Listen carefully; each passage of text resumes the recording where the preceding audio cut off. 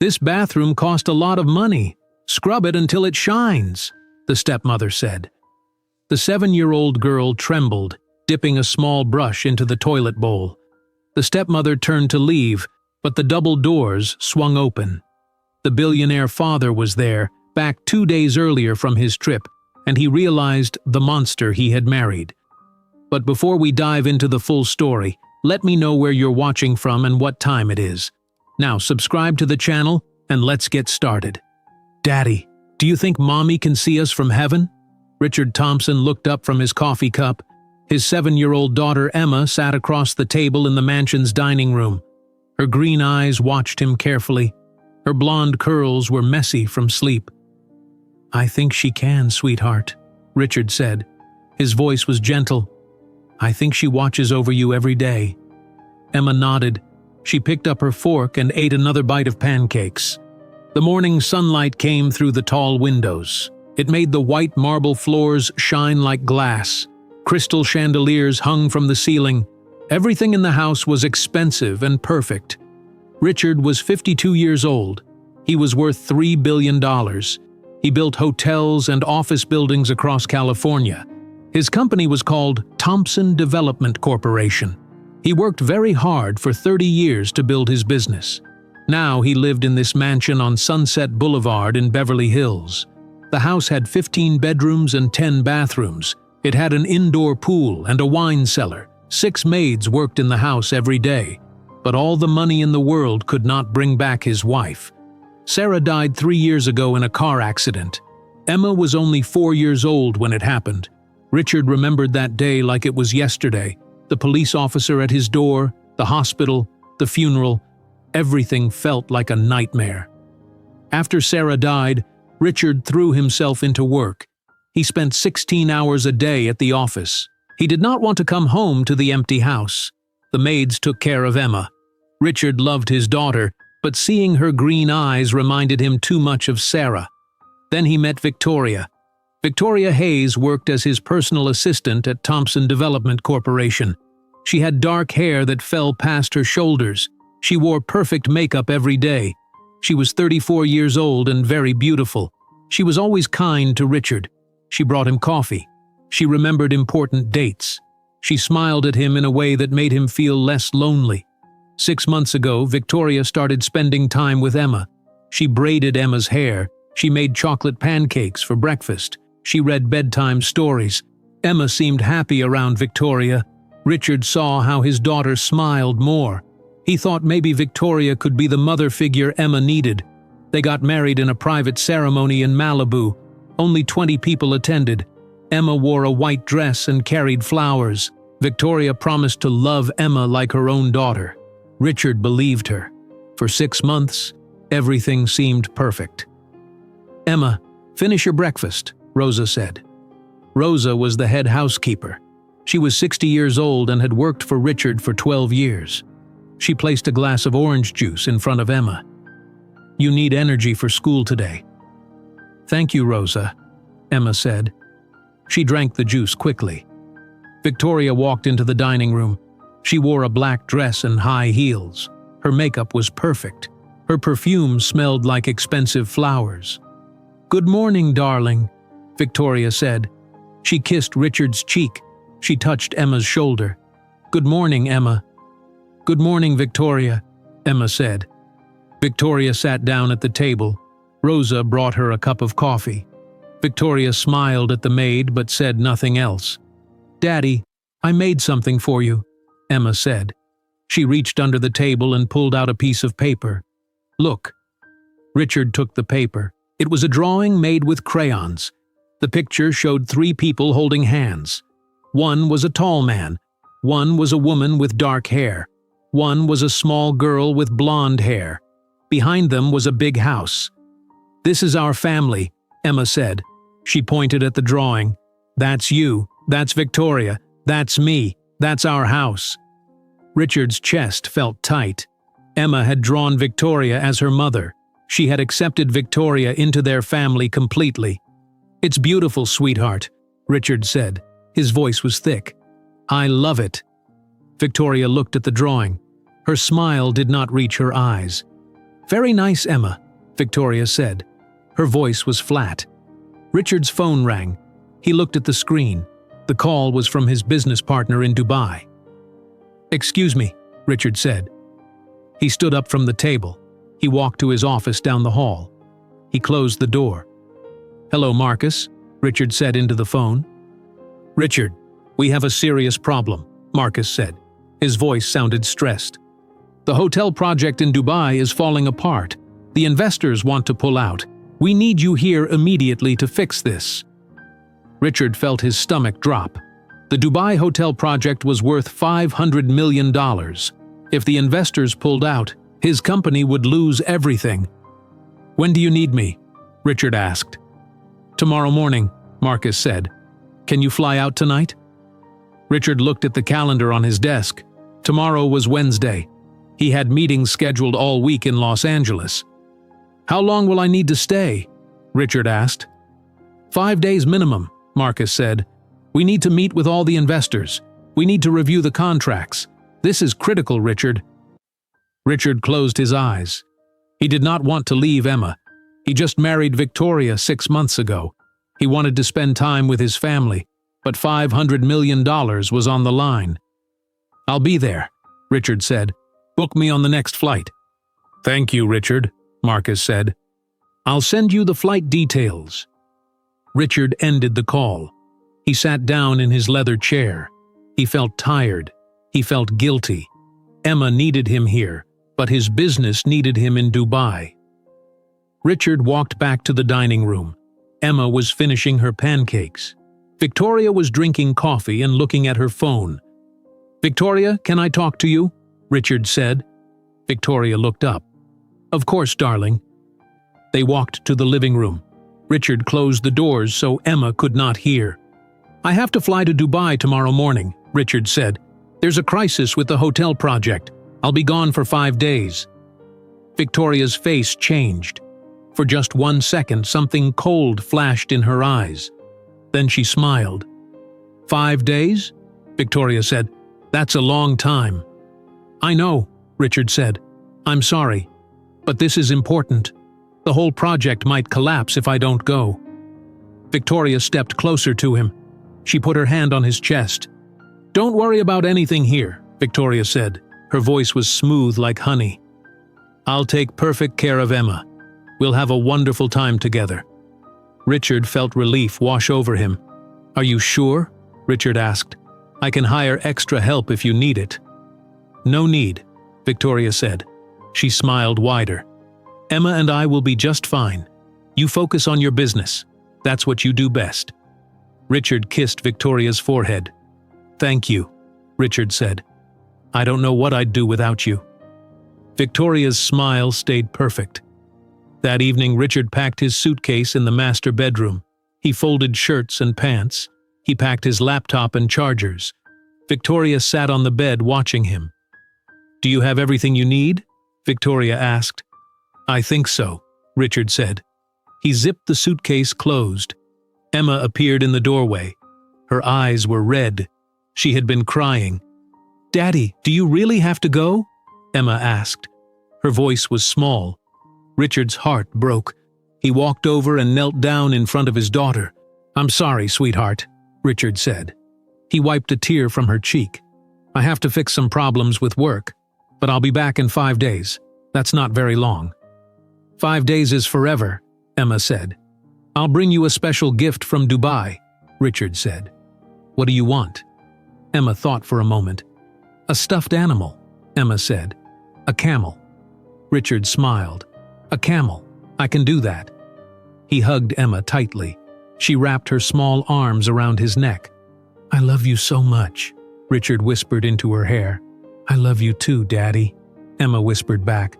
Victoria stood up from the bed. She walked over and put her hand on Emma's shoulder. "Come on, Emma," Victoria said. Her voice was sweet. "Let's let Daddy finish getting ready. We can braid your hair before bed." Emma pulled away from Richard. She took Victoria's hand. They walked out of the bedroom together. Richard watched them go. He felt grateful that Victoria was so good with Emma. The next morning, Richard's black Mercedes waited in the circular driveway. His driver George loaded the suitcase into the trunk. Richard stood on the front steps. Victoria and Emma stood next to him. "Be safe," Victoria said. She kissed Richard's lips. "Call us when you land." "I will," Richard said. He looked at Emma. "Be good for Victoria, okay?" "Okay, Daddy," Emma said. Richard hugged Emma one more time. Then he walked down the steps and got into the Mercedes. George closed the door and walked around to the driver's seat. Richard looked out the rear window. Victoria and Emma stood on the steps, waving. Victoria's arm was around Emma's shoulders. They looked like a perfect family. The car pulled out of the driveway and drove down Sunset Boulevard toward Los Angeles International Airport. Richard watched the mansion disappear behind the trees. He felt guilty for leaving, but he would be home in 5 days. Everything would be fine. Back at the mansion, Victoria and Emma stood on the front steps. They waved until the black Mercedes turned the corner and vanished from sight. Victoria's hand dropped from Emma's shoulder. Her smile disappeared completely. Her face became cold and hard like stone. Her eyes turned empty. Victoria walked slowly up the marble staircase. Her high heels clicked on each step. The sound echoed through the silent mansion. Emma followed behind her, not understanding why Victoria's voice sounded different when she said the next words. "Emma, come here. I need to talk to all the maids in the foyer right now." Victoria stood at the bottom of the marble staircase. She raised her voice loud enough to fill the entire mansion. "Rosa, Maria, Linda, Jennifer, Sophie, Carol, come to the foyer immediately!" Emma stood near the stairs. She had never heard Victoria use that tone before. It sounded sharp and cold. Rosa appeared first from the kitchen. She was drying her hands on a towel. Maria came from the laundry room. Linda and Jennifer came from upstairs where they had been cleaning bedrooms. Sophie came from the garden where she had been trimming flowers. Carol came from the garage where she had been organizing supplies. All 6 maids gathered in the foyer. They looked confused. Victoria stood in the center with her arms crossed. Her face showed no emotion. "Is something wrong, Mrs. Thompson?" Rosa asked. She had worked in this house for 12 years. She had never seen Victoria look this way. "I'm making changes to the household staff," Victoria said. Her voice was flat and hard. "All of you are fired effective immediately." The foyer went silent. The maids stared at Victoria with shocked faces. "Fired?" Rosa said. "But why? Did we do something wrong?" "This is a business decision," Victoria said. She did not look at any of them directly. "Mr. Thompson wants to cut household costs. We don't need 6 maids for one house." "Mr. Thompson never mentioned this to me," Rosa said. Her voice shook. "I've worked for him for 12 years. He always tells me about changes." "Well, he told me," Victoria said. "I'm his wife. I make decisions about the household now." Maria stepped forward. She was 55 years old and had worked at the mansion for 8 years. "Can we call Mr. Thompson to confirm?" Maria asked. "This seems very sudden." Victoria's eyes turned to ice. "Mr. Thompson is on a plane to Dubai right now," Victoria said. "His phone is off. You can't reach him. Now pack your belongings. You have 1 hour." Linda started crying. She was the youngest maid at 28 years old. She had worked here for 3 years. "Where will we go?" Linda asked. "We all live here in the staff quarters." "That's not my problem," Victoria said.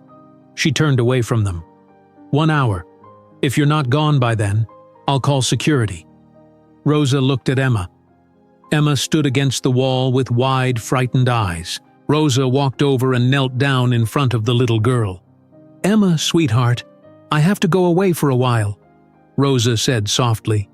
She touched Emma's cheek. "But if you need anything, you can call me. Do you have my phone number?" Emma shook her head. Tears filled her green eyes. "Why do you have to leave, Rosa?" Emma asked. "Did you do something bad?" "No, honey," Rosa said. Her own eyes filled with tears. "I didn't do anything bad. Sometimes adults make decisions that children don't understand." Victoria walked over and pulled Emma away from Rosa. "That's enough," Victoria said. "Stop upsetting the child. Go pack your things." Rosa stood up slowly. She looked at Victoria with something dark in her eyes. But she said nothing. She walked toward the staff quarters with the other 5 maids. Emma watched them go. She did not understand what was happening. Everything felt wrong. The maids packed their belongings in the staff quarters behind the kitchen. They had lived in these small rooms for years. Now they had to leave in 1 hour. "I don't believe Mr. Thompson authorized this," Rosa said to the others. She folded clothes into her suitcase. "He would never fire all of us at once, especially without notice." "What can we do?" Jennifer asked. She was 42 years old and had worked at the mansion for 5 years. Victoria is his wife. She has authority. "I'm worried about Emma," Rosa said quietly. "Did you see Victoria's face? Something is very wrong." Sophie nodded. She was 60 years old and had worked here for 10 years. "That woman is not who she pretends to be," Sophie said. "I've seen how she looks at Emma when Mr. Thompson isn't watching. There's no love in her eyes." "We should try to call Mr. Thompson when we leave," Maria said. "He needs to know what's happening." The 6 maids finished packing. They carried their suitcases through the kitchen and into the foyer. Victoria stood at the front door waiting. Her arms were still crossed. Rosa stopped in front of Victoria one last time. "If anything happens to Emma, I will hold you responsible," Rosa said. Her voice was low and serious. "Are you threatening me?" Victoria asked. Her lips curved into a cold smile. "I'm telling you that child is precious," Rosa said. "Mr. Thompson loves her more than anything in this world. If you hurt her, he will destroy you." "Get out of my house," Victoria said. The 6 maids walked out the front door. They loaded their suitcases into their cars parked in the circular driveway. Emma watched from the window. She pressed her small hand against the glass. Rosa looked up and saw her. Rosa waved sadly. Then the 6 cars drove away down Sunset Boulevard. Victoria closed the front door. She locked it with a loud click. She turned around. The mansion was silent now. No sounds of cooking or cleaning, no voices talking or laughing. Just silence. Victoria walked across the foyer. Her high heels clicked on the marble floor. Emma stood near the window. She was crying quietly. "Stop crying," Victoria said. Her voice had no kindness in it anymore. "I want Rosa," Emma said. "Why did you make her leave?" "Because this house doesn't need 6 lazy maids eating our food and wasting our money," Victoria said. "But Daddy said—" "Your daddy isn't here," Victoria interrupted. Her eyes were cold and empty. "I'm in charge now, and there are going to be some new rules." Emma took a step back. Fear spread through her chest. "What rules?" Emma asked. Her voice was barely a whisper. Victoria walked closer. She looked down at Emma like she was looking at an insect. "Everything in this house costs money," Victoria said slowly. "The electricity costs money. The water costs money. The food costs money. Do you know how much money?" Emma shook her head. "Of course you don't," Victoria said. "You've never worked a day in your life. You just take and take and take. Well, not anymore. If you want to live in this house, you need to earn your place." "I don't understand," Emma said. Tears ran down her face. "You will understand soon," Victoria said. She grabbed Emma's arm hard. Her fingers dug into Emma's skin. Emma cried out in pain. "Stop it! You're hurting me!" Emma said. Victoria ignored her. She dragged Emma across the foyer toward the marble staircase. Emma tried to pull away, but Victoria was too strong. They climbed the stairs. Victoria's grip never loosened. Emma's arm throbbed where Victoria held her. They reached the 2nd floor. Victoria pulled Emma down the long hallway.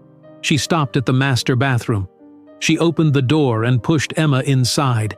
The bathroom was enormous. White marble covered every surface. There was a large bathtub, a separate shower with glass walls, 2 sinks with gold faucets, and a toilet. The bathroom was bigger than some people's bedrooms. Victoria walked to a cabinet under one of the sinks. She opened it and pulled out an old toothbrush. The bristles were yellow and worn. She handed it to Emma. "What's this for?" Emma asked.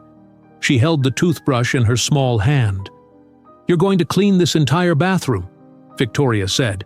She waved her hand around the room. "Every tile, every corner, every surface. You're going to scrub it all with that toothbrush." Emma stared at the toothbrush. Then she looked at the huge bathroom. Then she looked back at Victoria. "But that will take forever," Emma said. "This toothbrush is so small." "Then you better start working," Victoria said. "I don't know how to clean," Emma said. Fresh tears fell from her eyes. "The maids always did the cleaning. Can you show me how?" Victoria laughed. It was not a kind laugh. It was cold and mean. "Figure it out yourself," Victoria said. "You have until dinner time. That's 6 hours from now. If this bathroom isn't completely clean by then, you don't eat." "Please," Emma begged. "Please don't make me do this. I'll be good. I promise I'll be good." Victoria's face twisted with anger. She raised her hand and slammed it down on the marble counter. The sound was like a gunshot. Emma jumped and screamed. "Crying is for babies," Victoria shouted. "You're 7 years old. You need to grow up. Now get on your knees and start scrubbing." Emma fell to her knees. Her legs shook. The toothbrush trembled in her hand. Victoria walked to the bathroom door. She stepped outside into the hallway. She looked back at Emma one last time. Emma was on the floor crying. "Get to work," Victoria said. She closed the door. Emma heard a click. She ran to the door and tried to open it. The handle would not turn. Victoria had locked it from the outside. Emma pressed her small hands against the white door. She could barely breathe. Her chest felt tight with fear. "Daddy," Emma whispered. "Daddy, please come home." But her daddy was on a plane to Dubai. He was thousands of miles away. He could not hear her. Emma was alone. Emma turned away from the locked door. She looked at the enormous bathroom. The white marble floors stretched in every direction. The bathtub was huge. The shower had glass walls. 2 sinks sat on a long counter. Everything was spotless and shining. She looked down at the tiny toothbrush in her hand. The bristles were old and yellow. Emma did not know where to start. She had never cleaned anything before. Rosa and the other maids always did all the cleaning. Emma just played with her dolls and went to school. She walked to the toilet and knelt down on the marble floor. The floor was hard and cold against her knees. She dipped the toothbrush in the toilet water. She started scrubbing the white tile next to the toilet. The toothbrush was so small. Each tile was bigger than her hand. She scrubbed and scrubbed, but the tile looked exactly the same. She could not tell if it was getting cleaner. Emma's hand started to hurt after just a few minutes. Her fingers cramped around the small toothbrush handle. She switched hands and kept scrubbing. Tears fell from her eyes onto the white marble. "Mommy," Emma whispered. She talked to her mother in heaven. "Mommy, I'm scared. I don't know what to do. Please help me." But no one answered. Emma was completely alone. She scrubbed for what felt like hours. Her knees hurt from pressing against the hard floor. Her back hurt from bending over. Her hands hurt from gripping the toothbrush. She had only cleaned a small square of tiles near the toilet. Suddenly, the door unlocked. Victoria walked into the bathroom. She wore a different dress now, a red one with black heels. She looked down at Emma on the floor. "Let me see what you've done," Victoria said. Emma stood up slowly. Her legs were stiff. Victoria walked around the bathroom looking at everything. She ran her finger along the counter. She checked the shower. She looked at the bathtub. Then she looked at the small area Emma had scrubbed. "This is all you did?" Victoria asked. Her voice was sharp. "In 2 hours, this is all you did?" "I'm trying," Emma said. Her voice shook. "The toothbrush is so small. I'm going as fast as I can." "You're lazy," Victoria said. She pointed at spots on the floor. "You missed these tiles, and look at this grout. It's still dirty." "I don't know what grout is," Emma said. "The lines between the tiles," Victoria snapped. "Are you stupid?" No, Emma whispered. Then work faster, Victoria said. She walked to the door. You have 4 more hours until dinner time. This bathroom better be spotless by then. Victoria left. The door locked again with a loud click. Emma fell back to her knees. She started scrubbing harder, faster. She pressed the toothbrush into the grout lines between the tiles. The bristles bent and frayed. Her hand cramped so badly she had to stop and shake it. She looked at the clock on the bathroom wall. It was 2 o'clock in the afternoon. Dinner time was 6 o'clock. 4 more hours. Emma did not think she could clean the whole bathroom in 4 hours. It was impossible. But she kept scrubbing. She moved from the toilet area to the bathtub. The bathtub was huge with white marble sides. She climbed onto the edge and scrubbed the inside. She almost fell in twice. Her arms shook from exhaustion. The afternoon light coming through the bathroom window slowly faded. The clock showed 5 o'clock, then 5:30, then 6 o'clock. The door unlocked. Victoria walked in. Emma was still scrubbing near the shower. She had cleaned maybe half of the bathroom. Her face was red and sweaty. Her dress was wet and dirty. Victoria looked around the bathroom slowly. Her face showed no emotion. You didn't finish, Victoria said. I tried so hard, Emma said. She started crying again. Please, I tried my best. Your best isn't good enough, Victoria said. I'm so hungry, Emma begged. Please, can I have dinner? I haven't eaten since breakfast. No, Victoria said simply. Please, Emma cried. My stomach hurts.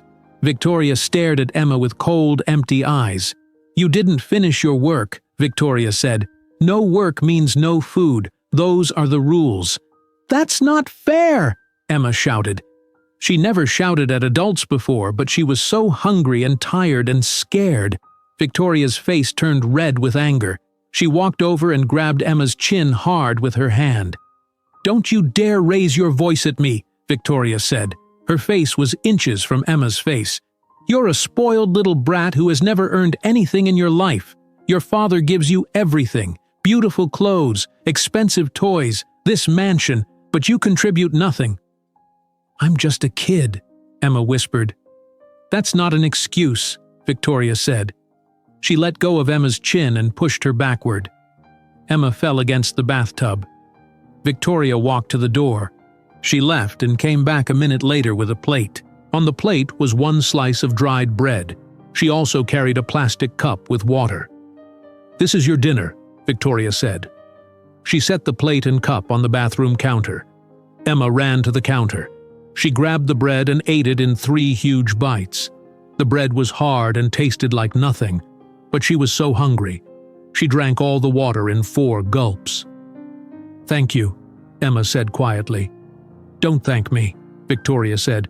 You didn't earn a real meal. Tomorrow you need to work harder and faster. Now get back to cleaning.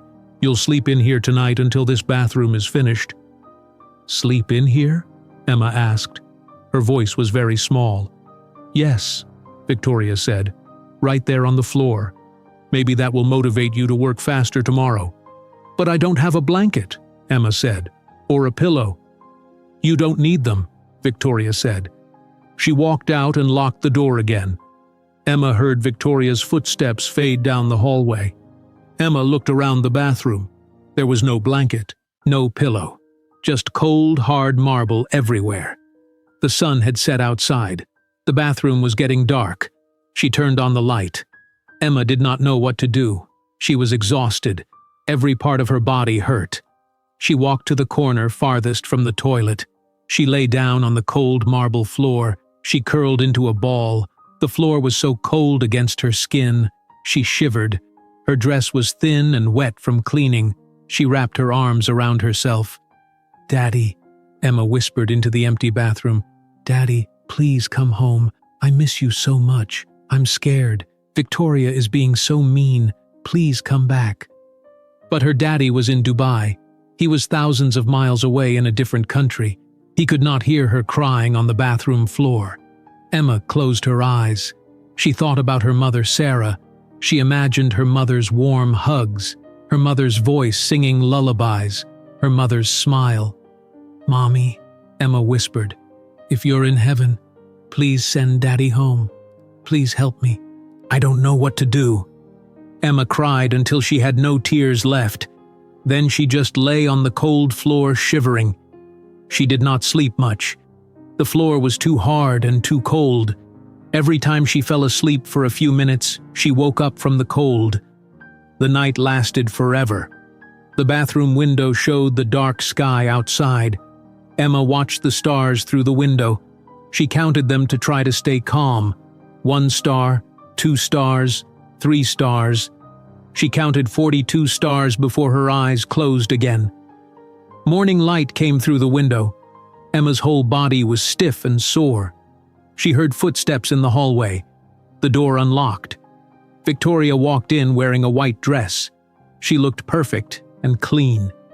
Emma looked terrible. Her dress was dirty and wrinkled. Her blonde curls were tangled.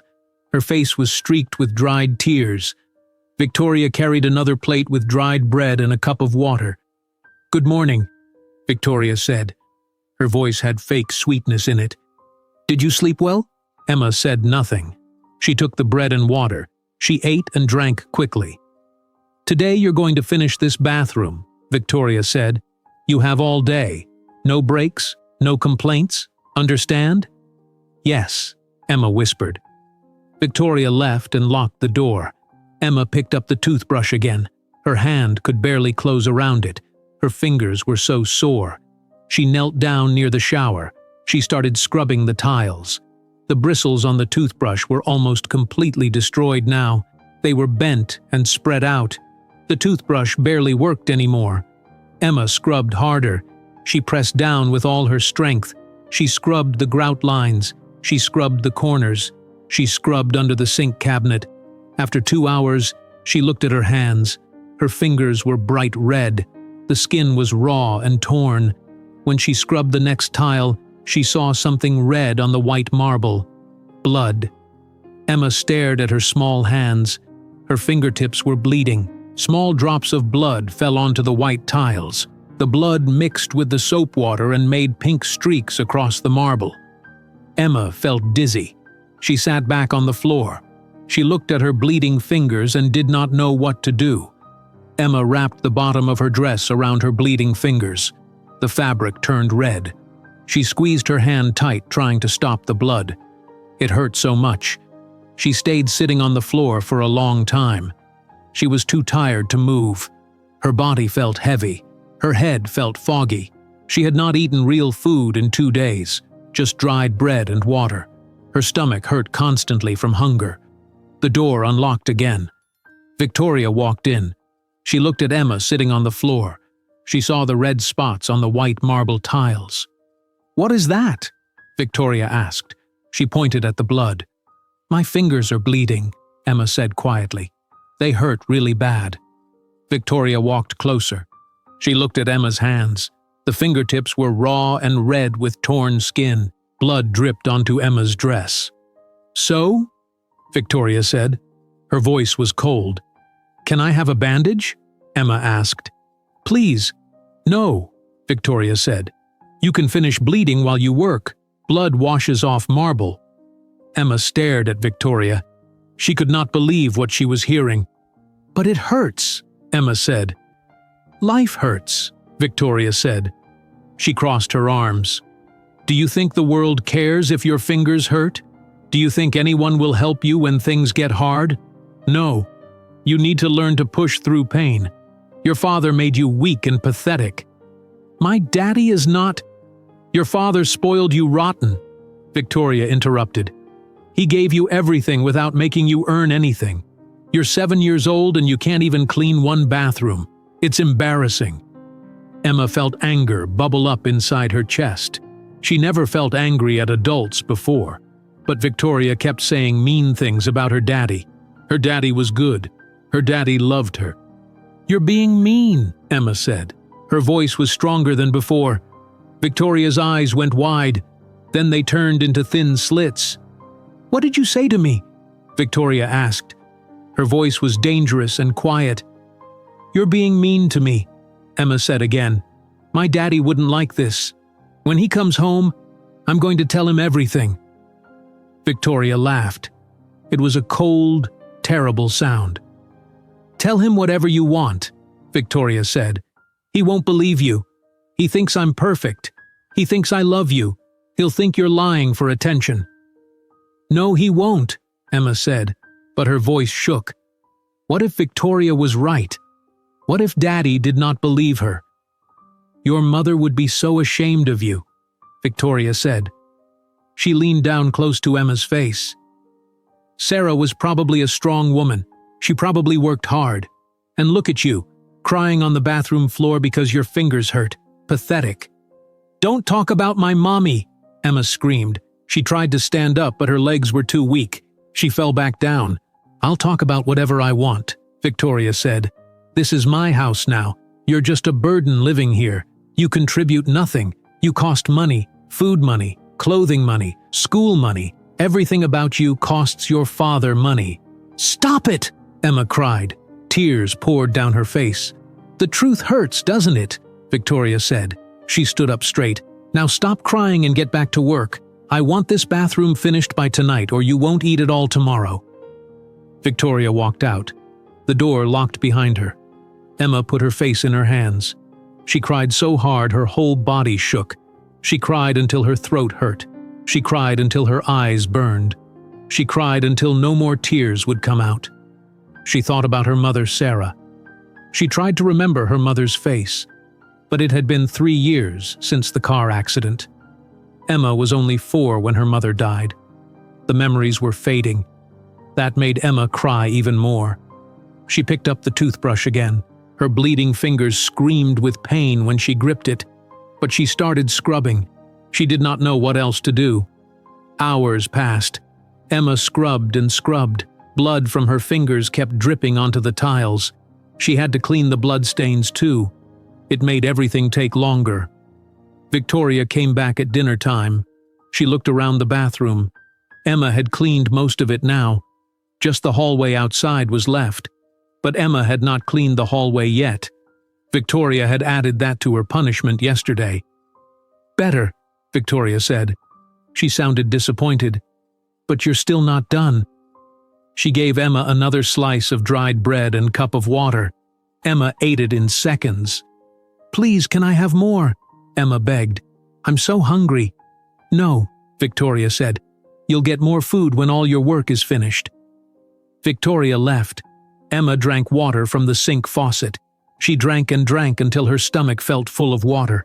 It did not help the hunger, but it was something. That night, Emma slept on the bathroom floor again. The cold marble pressed against her bones. She shivered all night. Her bleeding fingers throbbed with pain. Morning came.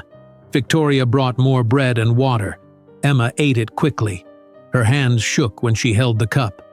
"You look terrible," Victoria said. She sounded happy about it. Emma did look terrible. She had not bathed in 3 days. Her dress was filthy. Her hair was tangled and greasy. Her face was dirty. Her lips were cracked and dry. Dark circles ringed her eyes. "I don't feel good," Emma whispered. "Finish your work and you can rest," Victoria said. She left. The door locked. Emma heard Victoria's footsteps go down the hallway. Then she heard footsteps on the stairs. Victoria was going to the first floor. Emma stood up slowly. Her legs shook. She walked to the bathroom door. She pressed her ear against it. Silence. Victoria was downstairs now. Emma made a decision. She had to escape. She had to get out of this bathroom, out of this house. She had to find help. Maybe she could run to a neighbor's house. Someone would help her. She tried the door handle, still locked. She looked around the bathroom for something to help. She opened the drawers under the sink. There were towels and toilet paper and soap. Nothing useful. Then she found something. In the very back of one drawer was a small bobby pin. It was silver and bent. Someone must have dropped it there years ago. Emma picked up the bobby pin. She remembered watching a movie once with Rosa. In the movie, someone opened a locked door with a pin. Emma did not really understand how it worked, but she had to try. She knelt in front of the door. She stuck the bobby pin into the keyhole. She wiggled it around. Nothing happened. She tried again. She pushed it in different directions. She twisted it left and right. Her hands were shaking so badly. The bobby pin kept slipping. She took a deep breath and tried again. Suddenly she felt something inside the lock move. There was a small click sound. Emma could not believe it. She turned the door handle. The door opened. She stood in the hallway for the first time in 3 days. The hallway looked different. It felt huge and open. Freedom. Emma ran. Her legs were weak and wobbly, but she ran. She reached the marble staircase. She held onto the railing and went down the stairs as fast as she could. She almost fell twice but caught herself. She reached the first floor. The front door was straight ahead. Emma ran to it. She grabbed the handle and turned it. Locked. No. No, no, no. Emma pulled on the handle hard. The door would not open. She needed a key. Emma ran to the kitchen. There was a door in the kitchen that led to the garden. She tried that door. Also locked. She ran through the first floor trying every door. The library door. Locked. The dining room door. Locked. Every door needed a key. She tried the windows. All the windows had locks. Emma could not open any of them. "No," Emma whispered. "Please, no." She heard footsteps behind her. She turned around. Victoria stood in the kitchen doorway. Her arms were crossed. Her face was red with rage. "What do you think you're doing?" Victoria asked. Her voice was very quiet and very dangerous. "I want to leave," Emma said. She backed away. "You can't keep me locked up." "You tried to escape," Victoria said. She walked toward Emma slowly. "Please just let me go," Emma begged. "I won't tell anyone, I promise. Just let me leave." "You stupid little girl," Victoria said. Her voice got louder. "I give you simple tasks and you can't even do those. Now you try to run away?" She reached Emma in 3 long steps. She grabbed Emma's blonde hair in her fist. Emma screamed. Victoria dragged her by the hair across the kitchen floor. "Stop! You're hurting me!" Emma cried. Victoria did not stop. She pulled Emma through the kitchen, across the foyer, up the marble staircase. Emma's feet stumbled on the stairs. She tried to grab Victoria's hand to loosen the grip on her hair. Her scalp burned with pain. They reached the 2nd floor. Victoria dragged Emma down the hallway back to the bathroom. She threw Emma onto the marble floor. Emma landed hard on her hands and knees. Pain shot through her body. Victoria stood over her, breathing hard. "You just earned double punishment," Victoria said. Victoria pointed at the hallway outside the bathroom door. The hallway was long and wide with white marble floors. It stretched 50 feet to the other end where the guest bedrooms were. "You see that hallway?" Victoria asked. Her voice was full of anger. "You're going to clean every inch of it, with the same toothbrush." Emma looked from the bathroom to the hallway. The hallway was huge. It would take days to clean it with a tiny toothbrush. "But that's so much," Emma said. Her voice was weak and small. "I can't clean all of that." "You should have thought about that before you tried to escape," Victoria said. She grabbed Emma's arm and pulled her into the hallway. "Start here at this end. Clean every tile, every baseboard, every corner. I want this hallway to shine." Emma's knees hurt so badly. They were covered in dark purple bruises from kneeling on the hard floor for 3 days. Her bleeding fingers throbbed. Her whole body ached from hunger and exhaustion. "Please," Emma begged. She put her hands together. "Please don't make me do this. I'm sorry I tried to leave. I'm so sorry. I won't try again. I promise." "Sorry isn't good enough," Victoria said. "I'll be good," Emma said. Tears fell down her dirty face. "I'll do whatever you want. Just please don't make me clean the hallway too. It's too big. I'm so tired." Victoria stared at Emma with cold, empty eyes. Then she raised her hand and slapped Emma hard across the face. The sound echoed through the hallway. Emma fell backward against the marble wall. Her cheek exploded with pain. She tasted blood in her mouth. She had bitten her tongue when Victoria hit her. Victoria had never hit her before.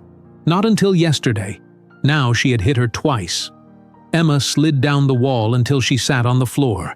She touched her cheek. It was hot and swollen.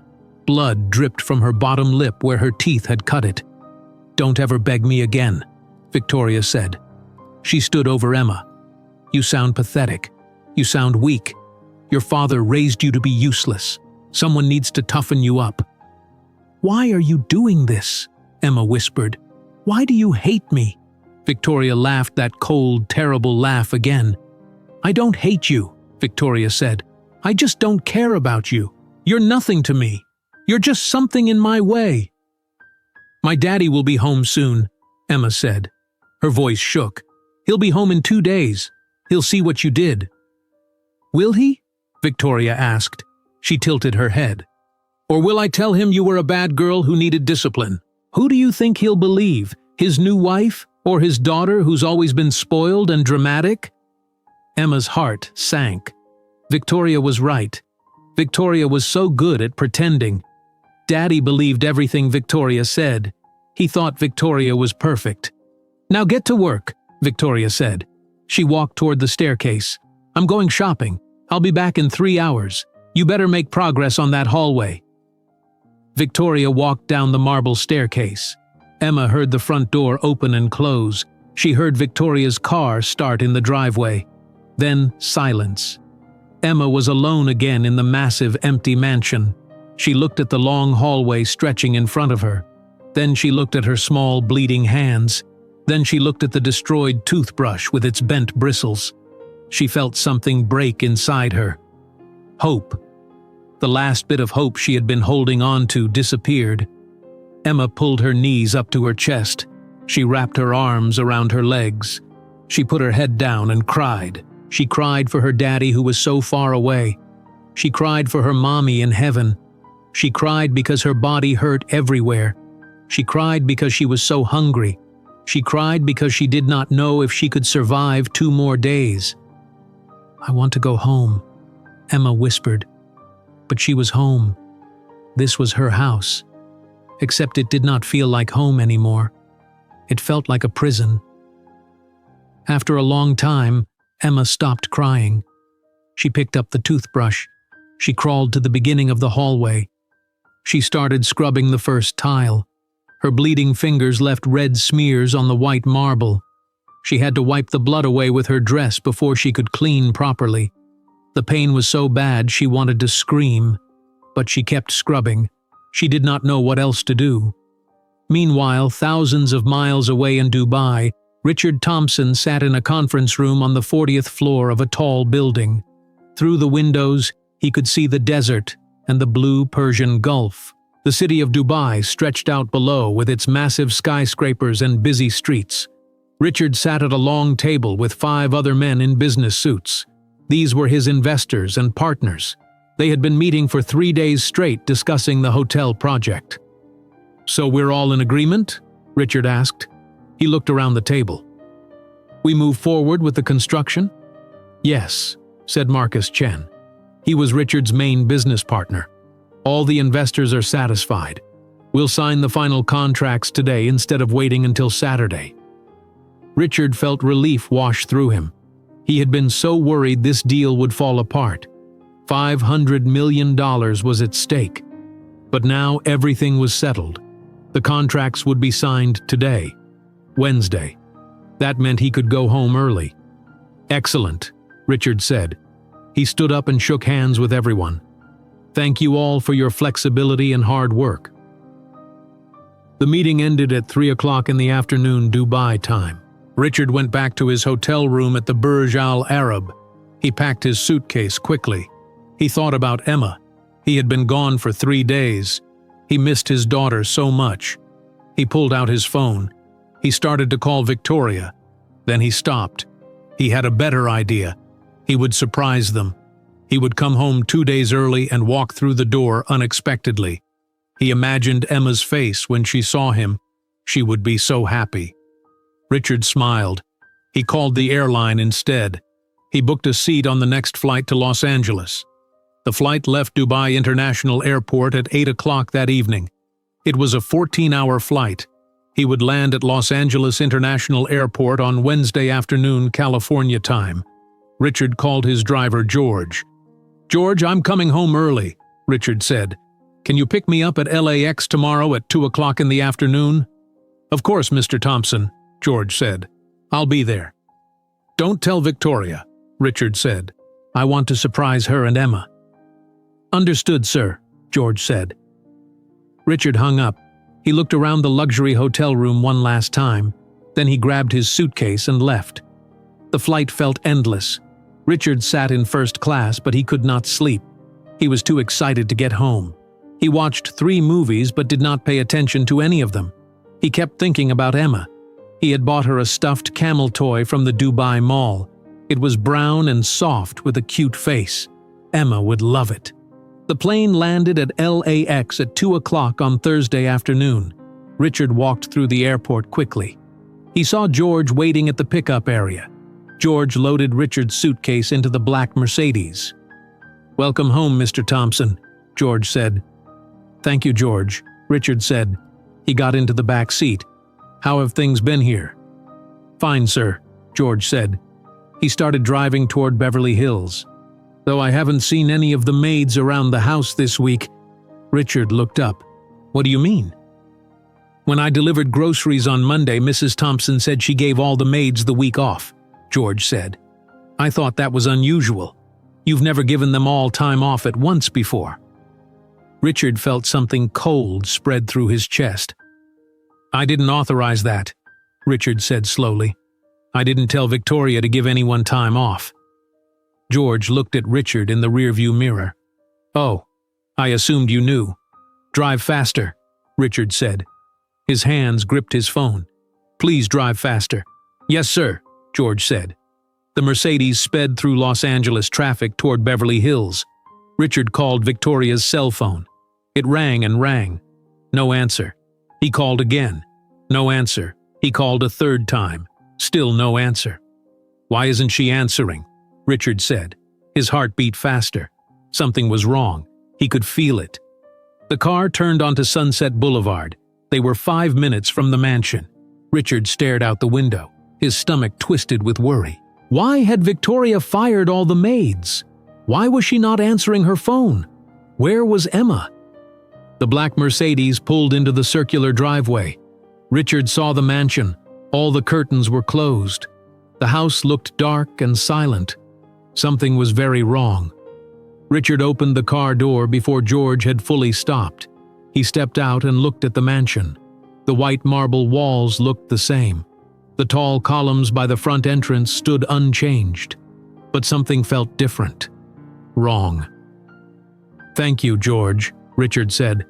He did not wait for George to get his suitcase. He walked quickly to the front door. Richard pulled out his keys. His hands shook as he unlocked the door. He pushed it open and stepped into the foyer. Darkness. Silence. All the lights were off. The curtains were drawn closed. No sounds came from anywhere. Usually when Richard came home, he heard music playing. He heard maids talking or cleaning. He smelled food cooking in the kitchen. Now there was nothing, just empty silence. "Victoria?" Richard called out. His voice echoed in the foyer. "Emma?" No answer. Richard's heart beat faster. He walked through the first floor. He went to the kitchen. Empty. No one cooking. No food on the stove. He checked the dining room. Empty. The living room. Empty. The library. Empty. Where were the maids? Where was Victoria? Where was Emma? "Emma!"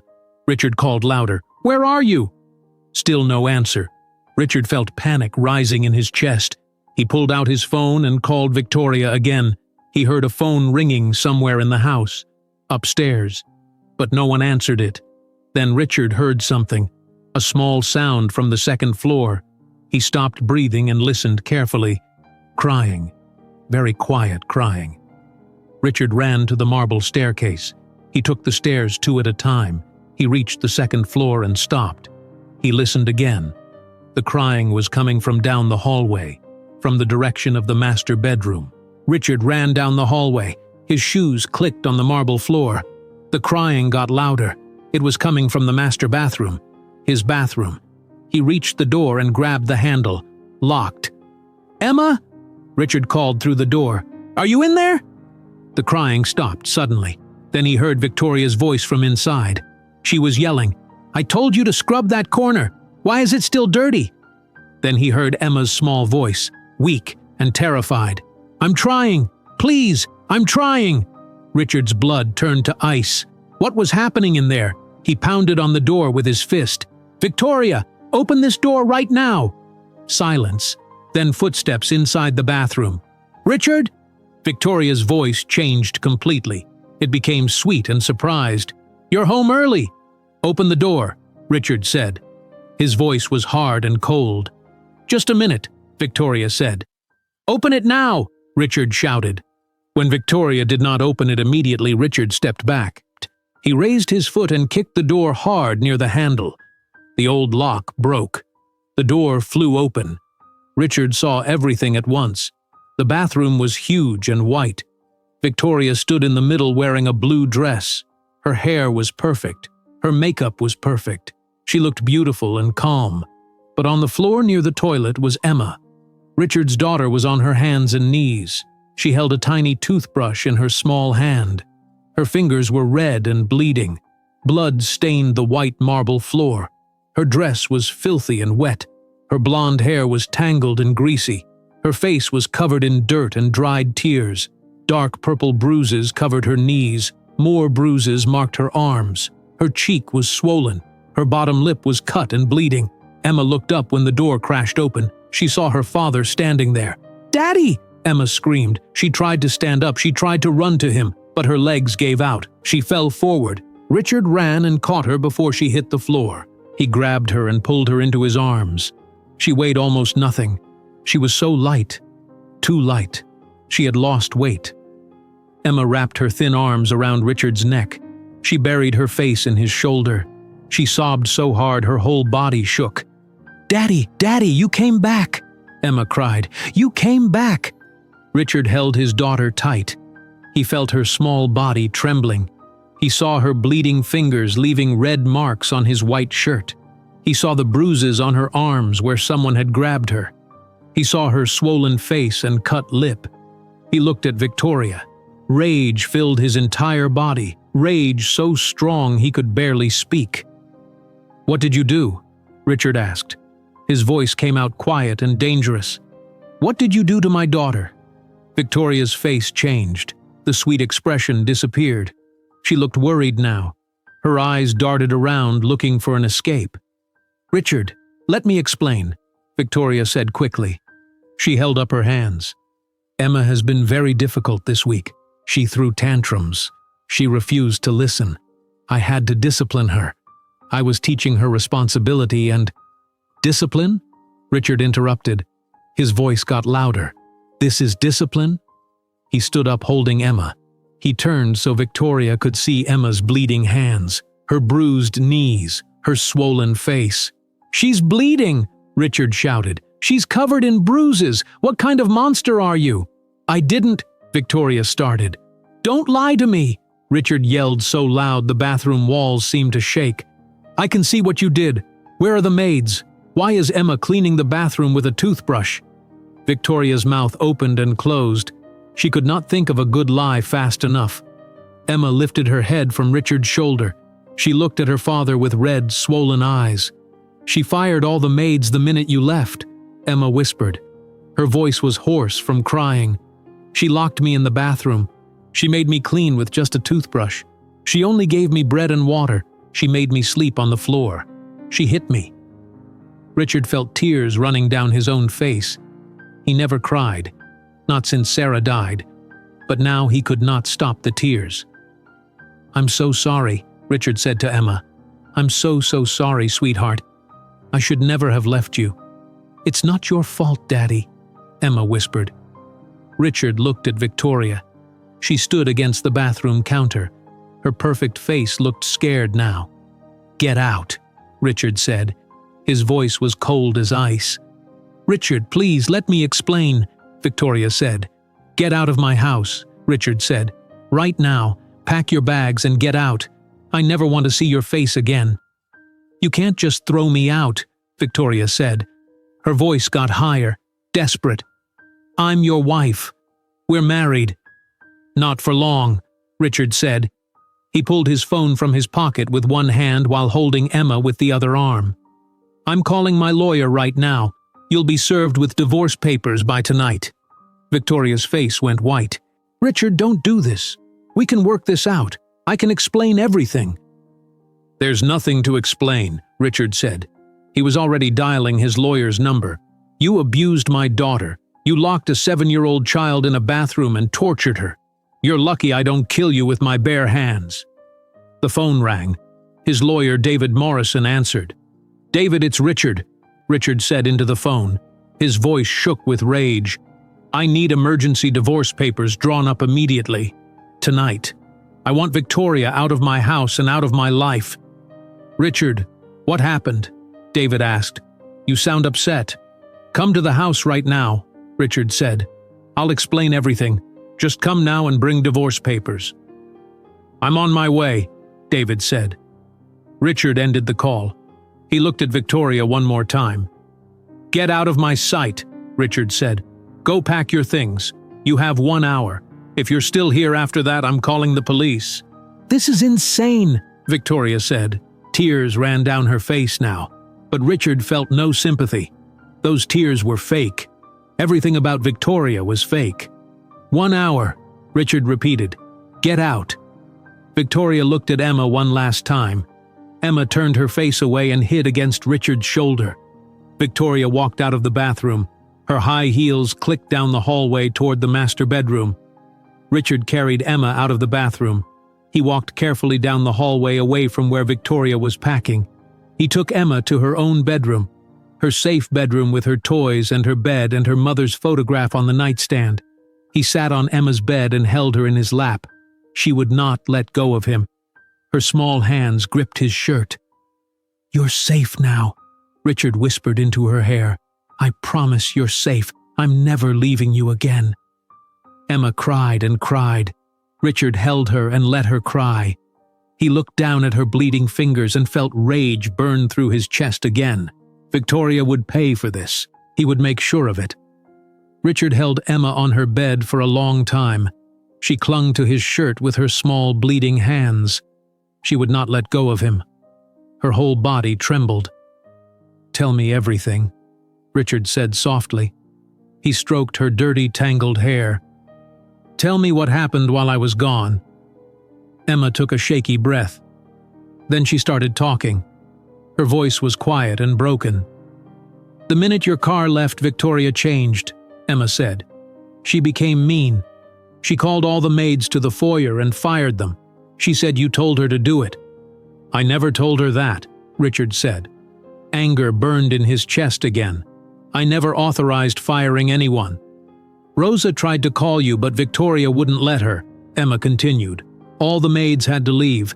Then Victoria grabbed my arm really hard. She dragged me to the bathroom. She gave me that tiny toothbrush and told me to clean the whole bathroom with it."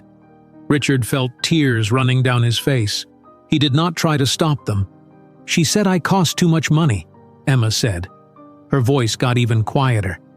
"She said I had to earn my place in the house. She locked me in the bathroom.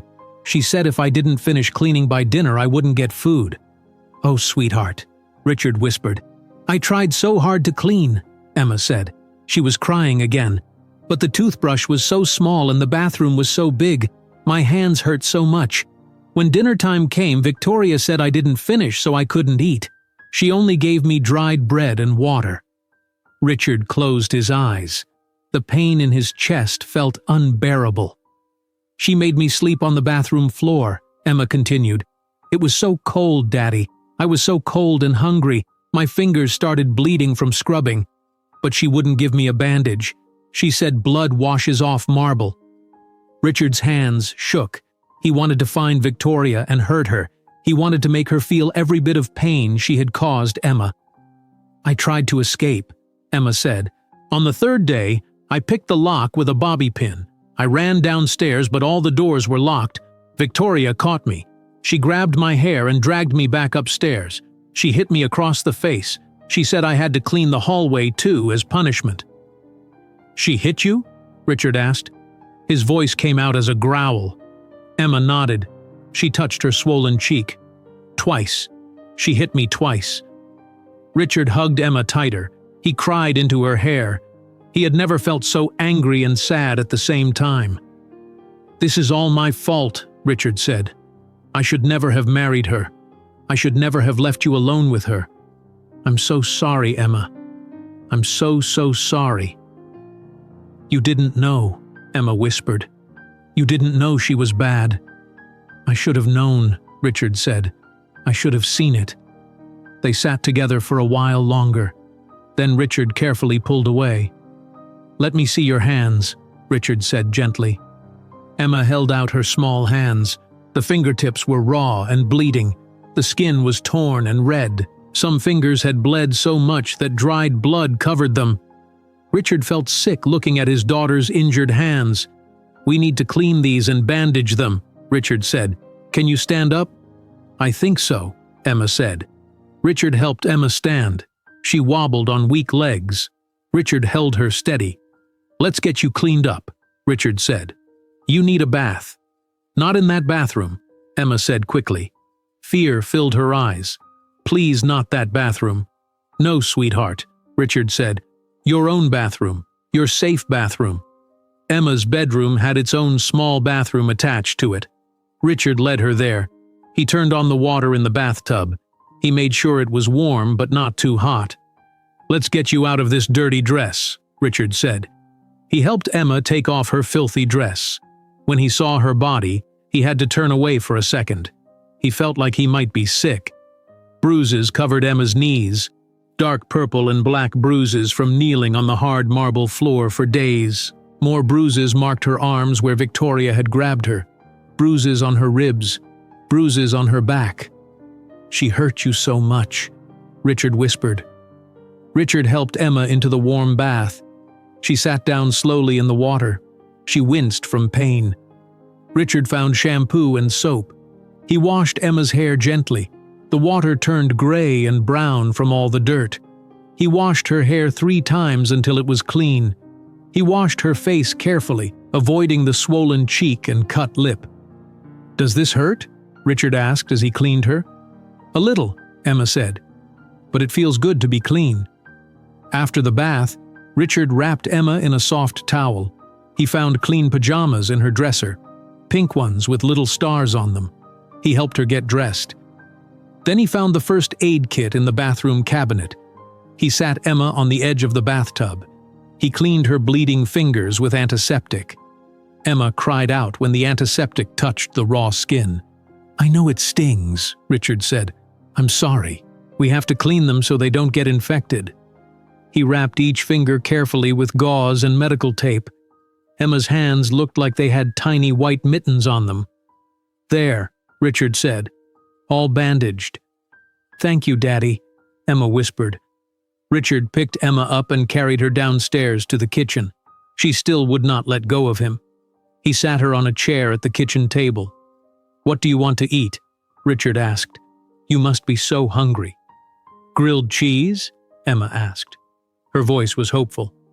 "Grilled cheese it is," Richard said. He made Emma a grilled cheese sandwich and a bowl of tomato soup. He set the food in front of her. Emma picked up the spoon with her bandaged hands. She ate slowly. Her stomach had shrunk from not eating real food for 3 days. Richard sat next to her. He stroked her clean hair while she ate. He still could not believe what Victoria had done. How had he been so blind? How had he not seen what kind of person Victoria really was? The doorbell rang. Richard stood up. "That's my lawyer," Richard said. "I'll be right back. Stay here and eat." Richard walked to the front door and opened it. David Morrison stood there. David was 60 years old with gray hair and glasses. He carried a briefcase. He had been Richard's lawyer for 20 years. "Richard, what's going on?" David asked as he stepped inside. "Come see," Richard said. He led David to the kitchen.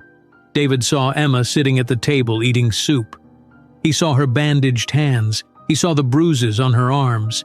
He saw her swollen face. "My God," David said quietly. "What happened to her?" "Victoria happened," Richard said. His voice was hard and cold. Victoria locked my daughter in a bathroom for 3 days. She made her clean the bathroom with a toothbrush. She gave her only bread and water. She made her sleep on the cold floor. She hit her. Look at her hands." Emma held up her bandaged hands. David walked closer and looked at them. His face went pale. "This is criminal child abuse," David said. He looked at Richard with serious eyes. "This isn't just grounds for divorce. This is grounds for pressing criminal charges. Victoria could go to prison for this."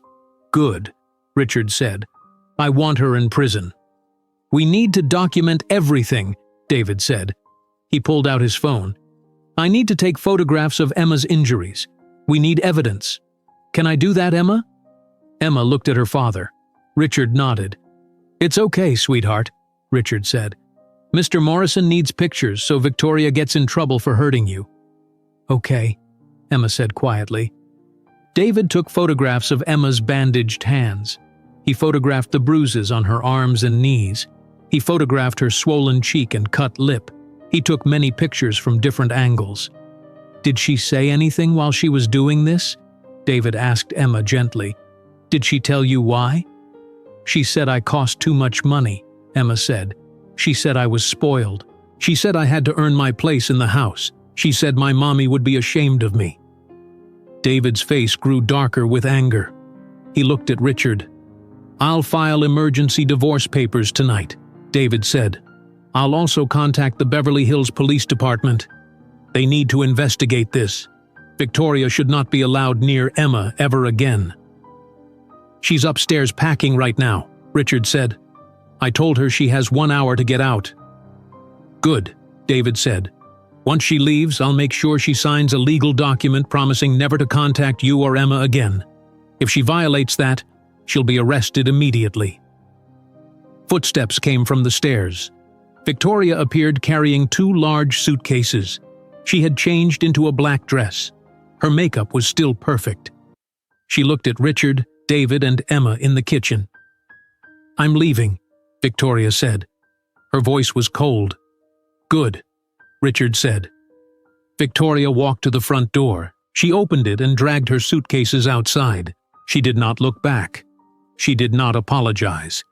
She got into her car and drove away down Sunset Boulevard. Richard walked to the door and locked it. He felt like he could finally breathe. Emma was safe now. Richard stood at the locked front door for a moment. He watched through the window as Victoria's car disappeared down the street. Then he turned back to the kitchen where Emma and David waited. "She's gone," Richard said. David put away his phone. He had been typing notes about everything. "I'm calling the police now," David said. "They need to come take an official statement and see Emma's injuries." "Do they have to?"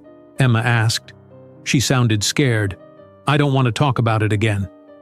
Richard walked over and knelt beside Emma's chair. He took her small bandaged hand gently.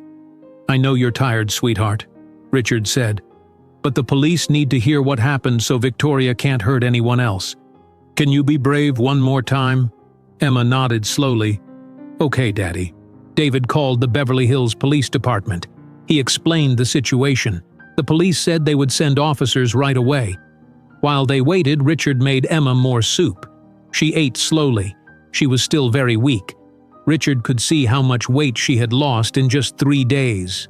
Her face looked thinner. Her arms looked like sticks. 20 minutes later, the doorbell rang. Richard opened the door.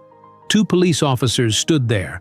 One was a woman with black hair pulled back in a bun.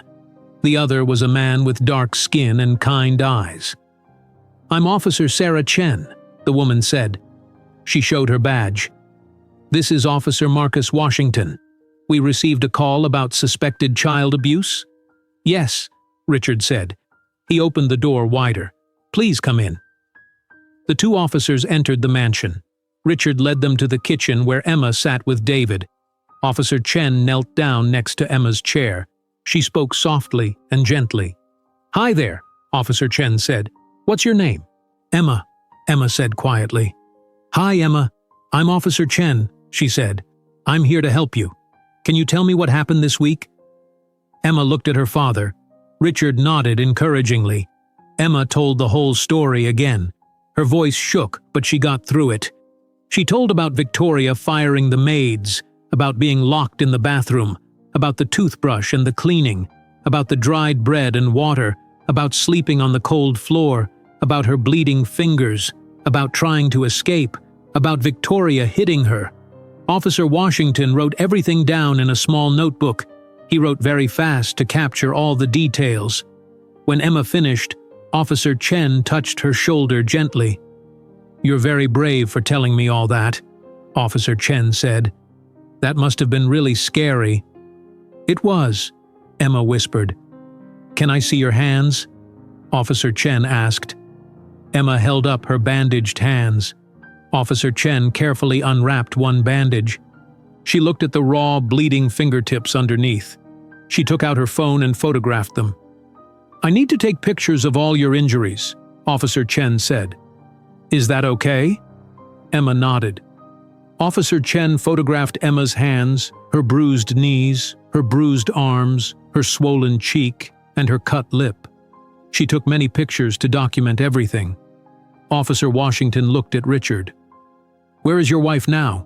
he asked. "Ex-wife," Richard corrected. His voice was hard. "She left about 30 minutes ago. I told her to pack her things and get out." "Do you know where she went?" Officer Washington asked. "No," Richard said, "and I don't care as long as she stays away from my daughter."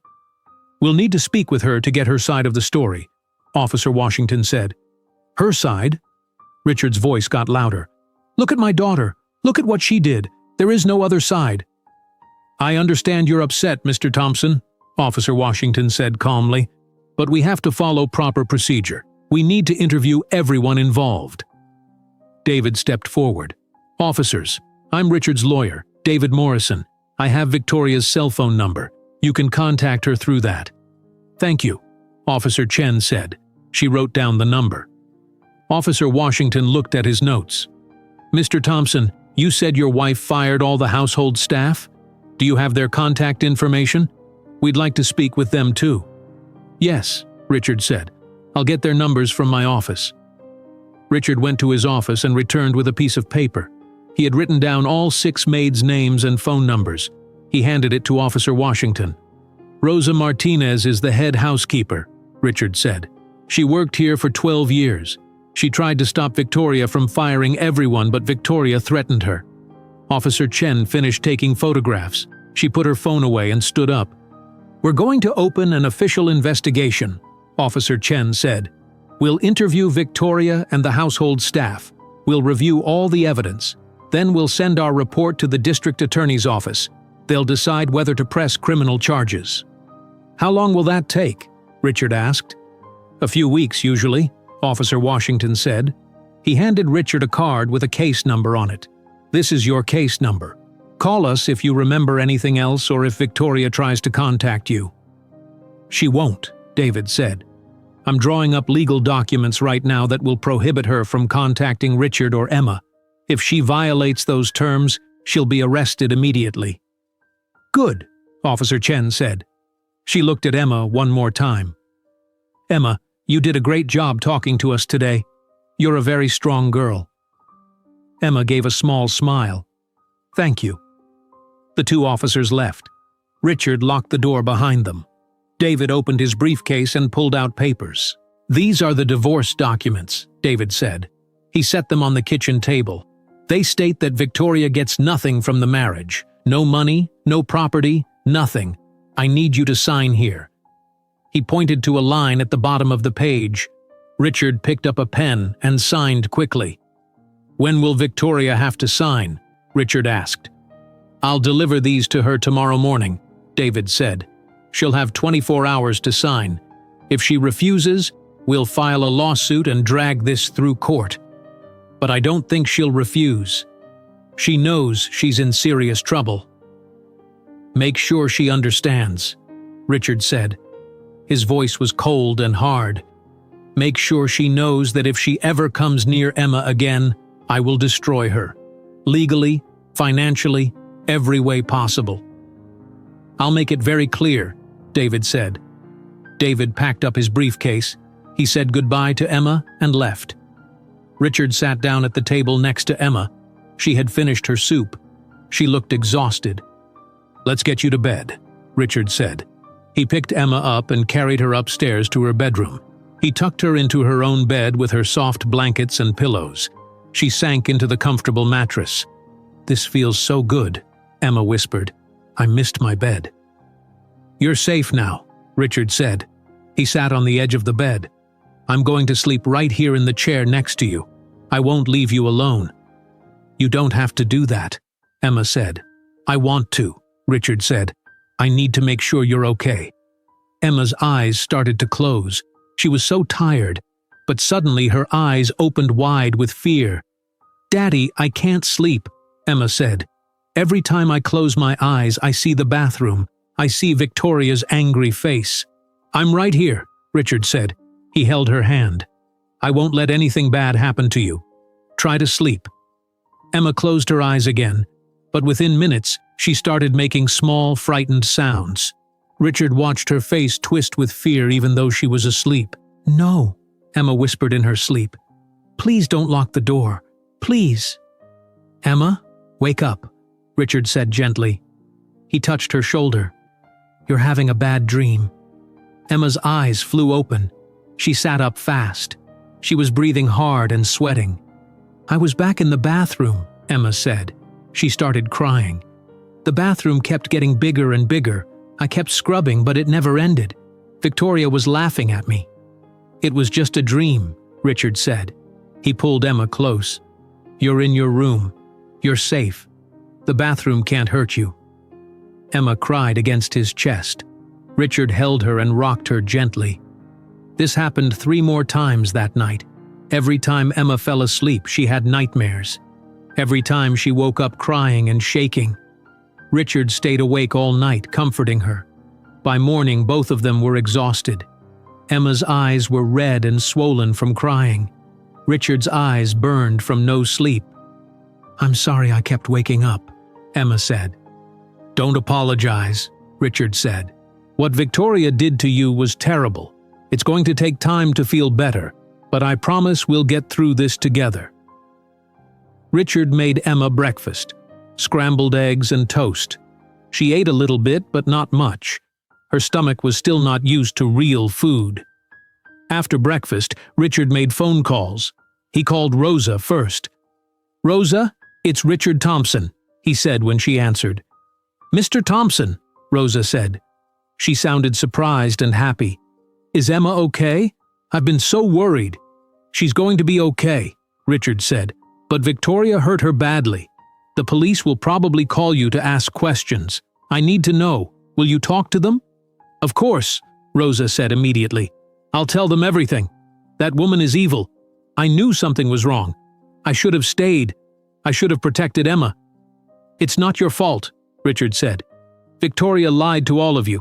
But I'm calling because I want to offer you your job back, you and all the other maids, with a raise." Rosa was quiet for a moment. Then she said, "I would be honored to come back, Mr. Thompson. When do you want us to start?" "Tomorrow," Richard said. "If that's possible." "I'll be there," Rosa said, "and I'll call the other girls. We all want to come back. We all love Emma." Richard called the other 5 maids. They all agreed to return to work. They were all happy that Emma was safe. That afternoon, Richard made another important phone call. He called a therapist. Richard held the phone to his ear. He had searched online for child therapists in Los Angeles who specialized in trauma and abuse. "Yes, my daughter needs help," Richard said into the phone. "She was abused by my wife. She's having nightmares every night. She's only 7 years old." The woman on the other end of the line spoke calmly. Her name was Dr. Patricia Morrison. She had an office in Santa Monica near the beach. "I have an opening on Tuesday afternoon at 3 o'clock, Dr. Morrison said. "Can you bring her then?"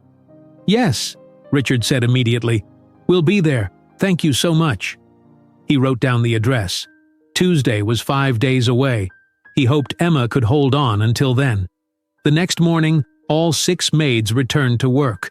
Rosa arrived first. She walked into the kitchen where Richard and Emma were eating breakfast. When Rosa saw Emma, tears filled her eyes. "Oh, my sweet girl," Rosa said. She walked over and knelt beside Emma's chair. "I'm so sorry I left you. I should have stayed." "Victoria made you leave," Emma said. "It wasn't your fault." Rosa hugged Emma gently, careful not to hurt her bruises. "I'm back now. I'm not leaving again." The other 5 maids arrived soon after. They all hugged Emma and cried. They told her how much they missed her. Emma smiled for the first time in days. "Thank you all for coming back," Richard said to the maids. "I've increased everyone's salary by 20%, and from now on, no one gets fired without my direct approval. Not Victoria's, not anyone's, only mine." "Thank you, Mr. Thompson," Rosa said. "We're just happy to be home." Later that morning, the doorbell rang. Richard answered it. David stood there holding papers. "Victoria signed the divorce papers," David said as he stepped inside. "She signed them an hour ago at my office." "Good," Richard said. "She also signed this," David said. He held up another document. "It's a legal order prohibiting her from contacting you or Emma in any way. No phone calls, no emails, no letters, no visits. If she violates this order even once, she'll be arrested immediately." "Did she say anything?" Richard asked. "She tried to defend herself," David said. "She said Emma was exaggerating. She said she was just teaching discipline. I told her the police photographs don't lie. She stopped talking after that." "Where is she living now?" Richard asked. "She rented a small apartment in Van Nuys," David said. "I have the address. I'm hiring a private investigator to monitor her location. He'll keep track of where she goes and who she talks to. If she comes anywhere near Beverly Hills, we'll know immediately." "Good," Richard said. "I don't trust her." "Neither do I," David said. 1 week later, Officers Chen and Washington returned to the mansion. Richard let them in. Emma was upstairs in her room drawing pictures. Richard was glad she did not have to see the police again. "We've completed our investigation," Officer Chen said. She and Officer Washington sat in the living room with Richard. "We interviewed Victoria. We interviewed all 6 maids. We reviewed all the evidence and photographs." "And?" Richard asked. His heart beat faster. "We've sent everything to the district attorney's office," Officer Washington said. "They reviewed the case. They've decided not to press criminal charges against Victoria." Richard stood up fast. "What? Why not?" "The district attorney said the case is too difficult to prosecute," Officer Chen explained. She looked uncomfortable. "Emma is only 7 years old. She's too young to testify in court. The defense lawyers would tear apart her testimony. Without Emma on the witness stand, the case relies entirely on circumstantial evidence." "Circumstantial?" Richard's voice got loud. "There are photographs of her injuries. There are witness statements from the maids." "I know," Officer Washington said, "but Victoria claims Emma hurt herself during tantrums. She claims the maids are lying because they were fired. A good defense lawyer could create reasonable doubt." "This is insane," Richard said. He paced back and forth. "She tortured my daughter for 3 days and she gets away with it?" "Legally, yes," Officer Chen said quietly. "I'm sorry, Mr. Thompson. We tried our best. But the district attorney doesn't think they can win this case in court." Richard sat back down. He put his head in his hands. He felt rage and helplessness mixing together. "However," David said. He had been sitting quietly listening. "Victoria did sign the legal documents I prepared. She's legally prohibited from ever contacting you or Emma. If she breaks that rule even once, she'll face immediate arrest and jail time. That's something." "It's not enough," Richard said. "I know," David said, "but it's what we have." The officers left. Richard sat in the living room alone for a long time. He wanted Victoria to pay for what she did. He wanted her in prison. But the legal system had failed them. At least Emma was safe. That was the most important thing. Tuesday afternoon came. Richard drove Emma to Santa Monica. The drive took 40 minutes through Los Angeles traffic. Dr. Morrison's office was in a small building 2 blocks from the beach. Richard and Emma walked inside. The waiting room had soft blue walls. Magazines sat on a table. toys filled a box in the corner. Peaceful music played quietly. A door opened. A woman walked out. She had gray hair and kind eyes. She wore a simple blue dress. She smiled warmly. "You must be Emma," the woman said. "I'm Dr. Morrison." Emma held Richard's hand tightly. She looked scared. "It's okay," Richard said. "Dr. Morrison is here to help you feel better." "That's right," Dr. Morrison said. She knelt down to Emma's level. "I help children who have been through scary things. We'll talk and play and draw pictures. Does that sound okay?" Emma nodded slowly. "Would you like your dad to come in with you?" Dr. Morrison asked. "Yes, please," Emma said. They walked into Dr. Morrison's office. The room was warm and cozy. Bookshelves lined the walls. A small table sat in the corner with crayons and paper. A comfortable couch faced two soft chairs. "You can sit wherever you want," Dr. Morrison said. Emma sat on the couch next to her father. Dr. Morrison sat in one of the chairs. "Emma, your dad told me some of what happened to you," Dr. Morrison said gently. "But I'd like to hear it from you, only if you want to talk about it. If you don't want to, we can do something else. We can draw pictures or play with toys, whatever makes you comfortable." Emma was quiet for a minute. Then she started talking. She told the whole story again, about Victoria, about the bathroom, about being locked up and hungry and scared. Dr. Morrison listened carefully. She never interrupted. When Emma finished, Dr. Morrison said something that surprised Richard. "Emma, I want you to know something very important," Dr. Morrison said. "What happened to you was not your fault. You did nothing wrong. Nothing you did caused Victoria to hurt you. Do you understand that?" Emma's eyes filled with tears. "But maybe if I had cleaned faster." "No," Dr. Morrison said firmly but kindly. "Even if you cleaned the whole bathroom in 1 hour, Victoria would have found another reason to hurt you. She hurt you because something is wrong with her mind, not because of anything you did." Emma cried. Richard held her close. "Victoria was mean to you because she wanted power over someone," Dr. Morrison continued. "She picked you because you were small and couldn't fight back. But that doesn't make it your fault. You were a victim. You survived something terrible. And now you're going to heal." They talked for an hour. Dr. Morrison taught Emma breathing exercises for when she felt scared. She taught her ways to calm down when the nightmares came. She gave Emma a small notebook. "When you have bad dreams or bad thoughts, write them down in this notebook," Dr. Morrison said. "Or draw pictures of them. Getting them out of your head and onto paper can help." Emma took the notebook. "Thank you," she whispered. "I want to see you every Tuesday," Dr. Morrison said. "We'll work together to help you feel safe again. Is that okay?" Emma nodded. On the drive home, Emma was quiet. She looked out the window at the ocean as they drove up the Pacific Coast Highway. "Do you like Dr. Morrison?" Richard asked. "Yes," Emma said. "She's nice. She doesn't think I'm bad." "You're not bad," Richard said. His voice was strong and certain. "You're the best daughter in the whole world. What Victoria did to you was evil, but you survived. You're so strong, Emma." "I don't feel strong," Emma said. "You are," Richard said. "You're the strongest person I know." That night, Emma had nightmares again, but when she woke up crying, she remembered Dr. Morrison's breathing exercises. She breathed slowly in and out. Richard sat next to her and breathed with her. After a few minutes, Emma calmed down. "It helped a little," Emma said. "Good," Richard said. "It will get easier with time." 3 months passed. Richard did not go to work at all.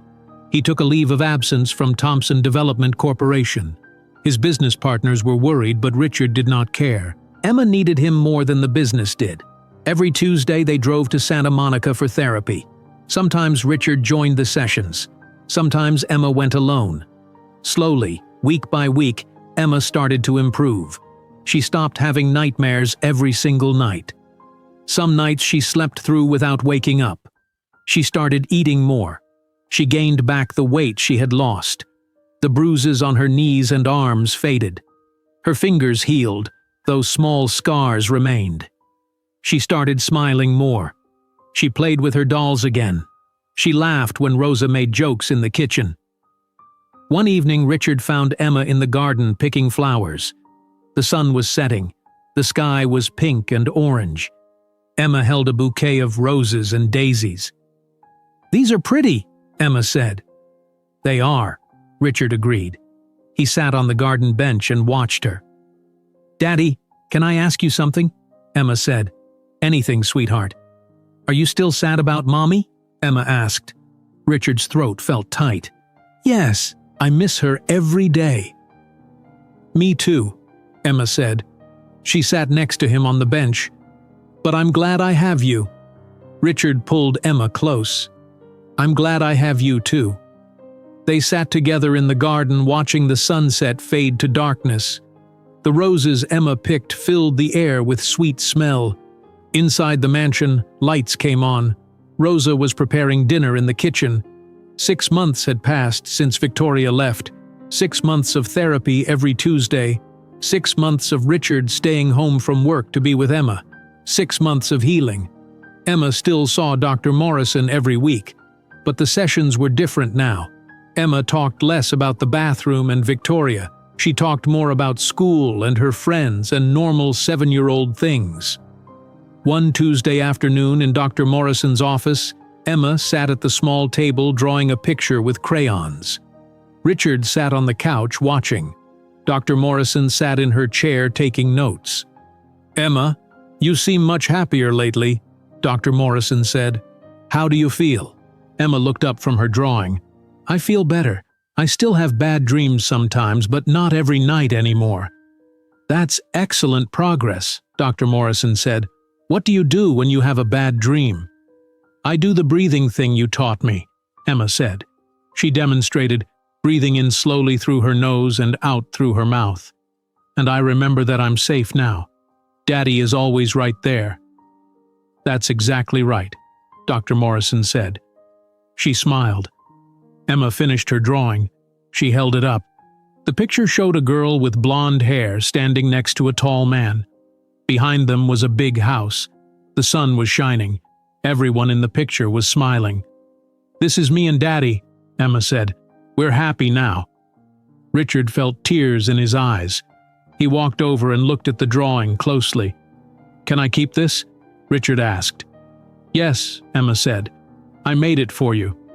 Richard took the drawing carefully. He would frame it and put it in his office. After the session ended, Richard and Emma drove home. On the way, Emma said something important. "Daddy, I need to tell you something," Emma said. "What is it, sweetheart?" Richard asked. "I forgive you," Emma said. Richard was so surprised he almost pulled the car over. "What?" "I forgive you for marrying Victoria," Emma said. Her voice was calm and sure. "Dr. Morrison helped me understand that you didn't know she was bad. You thought she would be a good mommy for me. You didn't know what she would do." Richard's vision blurred with tears. He blinked them away so he could see the road. "Emma, I don't know if I can forgive myself," Richard said. His voice shook. "I brought her into our lives. I left you alone with her. If I had just stayed home—" "But you came back," Emma interrupted. "You saved me. You got rid of her. You stayed home from work to take care of me. You take me to Dr. Morrison every week. You make me feel safe. That's what matters." Richard pulled the car into the mansion's driveway. He turned off the engine. He turned to look at his daughter. She looked back at him with her mother's green eyes. But she had her own strength too. Strength that came from surviving something terrible. "How did you get so wise?" Richard asked. "Dr. Morrison says bad things can make us stronger if we let them," Emma said. "I don't want to be weak and scared forever. I want to be strong."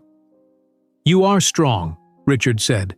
"You're the strongest person I've ever known." He hugged Emma tightly. He realized his daughter had grown up in these 6 months. She was still only 7 years old, but she had learned lessons about survival and forgiveness that some people never learn. 2 days later, Richard received a phone call from Officer Chen. "Mr. Thompson, I wanted to update you on Victoria Hayes," Officer Chen said. "Has she violated the restraining order?" Richard asked. His voice immediately became tense. "No," Officer Chen said. "She's been living quietly in Van Nuys. We've been monitoring her as per the investigation. She hasn't tried to contact you or Emma. She hasn't even driven through Beverly Hills." "Good," Richard said. "However, I wanted you to know the district attorney's final decision is official," Officer Chen said. "No criminal charges will be filed. The case is closed." Richard felt anger rise in his chest again, but then he thought about what Emma had said, about forgiveness, about moving forward, about being strong. "Thank you for letting me know," Richard said. "I'm sorry we couldn't do more," Officer Chen said. "You did what you could," Richard said. "At least she can never come near my daughter again." "That's right," Officer Chen said. "And we'll be watching her. If she violates that order, we'll arrest her immediately."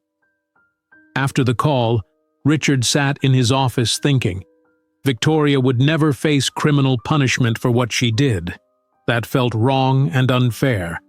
But Emma was healing. Emma was safe. Maybe that was enough. Richard called his private investigator, a man named Thomas Burke. "Tom, I want you to continue monitoring Victoria Hayes indefinitely," Richard said. "I'll pay you whatever it costs. I need to know where she is at all times." "Understood, Mr. Thompson," Tom said. "I'll keep eyes on her. If she so much as looks at a map of Beverly Hills, you'll know about it." Summer turned to fall. Fall turned to winter. Winter turned to spring. Emma's nightmares became rare, maybe once or twice a month instead of every night. Her scars faded but never disappeared completely. The small marks on her fingertips remained. The memory of those 3 days would always be with her. But Emma was healing. She laughed more than she cried now. She played with her friends from school. She drew pictures of happy things instead of scary things. Richard slowly started working again. Not 16 hours a day like before, just a few hours each morning. He was always home by lunchtime.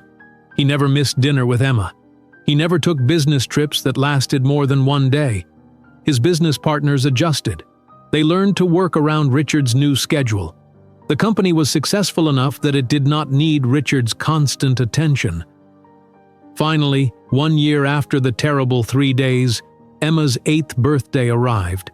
Richard planned a party in the mansion's garden. He invited 20 children from Emma's school. Rosa and the other maids spent days preparing. They decorated the garden with pink and purple balloons. They set up tables with white tablecloths. They rented a bouncy castle that was shaped like a princess palace. The birthday cake was enormous. It was shaped like a unicorn with rainbow frosting. Emma had asked for a unicorn cake. Richard made sure she got exactly what she wanted. On the morning of her birthday, Richard woke Emma up early. "Happy birthday, sweetheart," Richard said. He sat on the edge of her bed. "You're 8 years old today." Emma smiled. She sat up and stretched. "I'm 8, she said. "That sounds so grown up." "You are growing up," Richard said. "Too fast." Emma hugged him. "Can I see the garden?" "Not yet," Richard said. "The guests arrive at 2 o'clock this afternoon. You'll see everything then." The day passed slowly for Emma. She was too excited. She tried on 3 different dresses before choosing a pink one with sparkles. Rosa helped her brush her blonde curls until they shined. Richard put a small silver crown on her head. At 2 o'clock the guests started arriving. 20 children from Emma's school poured into the garden. They screamed with excitement when they saw the bouncy castle. They ran and played and jumped. Emma played with them. She laughed and smiled. She looked happy and free. Richard stood on the patio watching. Rosa stood next to him holding a tray of drinks for the parents. "Look at her," Rosa said softly. "Look how happy she is. A year ago, I didn't know if she would ever smile again." "I didn't either," Richard said. His voice was thick with emotion. "You saved her, Mr. Thompson," Rosa said. "We all saved her," Richard said. "You and the other maids, Dr. Morrison, Emma saved herself by being strong. They watched the children play. Emma's blonde curls bounced as she ran. Her laughter carried across the garden. She looked like a normal, happy 8-year-old girl. But Richard knew she carried scars. She still slept with a nightlight. She still refused to enter the master bathroom even though he had completely remodeled it. She still saw Dr. Morrison once a month. The trauma would always be part of her. But it did not define her. She was more than what Victoria did to her. She was strong and brave and kind. At 4 o'clock, Rosa brought out the unicorn cake. It had 8 pink candles. Everyone sang happy birthday. Emma closed her eyes and made a wish. Then she blew out all the candles in one breath. The children cheered. Emma smiled. Richard watched his daughter and thought about everything that had happened. He learned that evil can hide behind a beautiful smile and perfect makeup. He learned that trust is earned slowly but broken in an instant. He learned that money and mansions mean nothing if the people you love are not safe. But he also learned that children are stronger than adults think. He learned that love can heal terrible wounds. He learned that being present matters more than being successful. Victoria tried to destroy an innocent child. She tried to break Emma's spirit, but she failed. Emma survived. Emma healed. Emma forgave. And Richard would spend the rest of his life making sure his daughter knew she was loved and safe and protected. Emma looked across the garden at her father. Their eyes met. She smiled at him, a real smile full of joy and life. Richard smiled back. Everything would be okay. If you enjoyed today's video, I'm sure you'll love the next one. Don't waste time. Just click on the screen.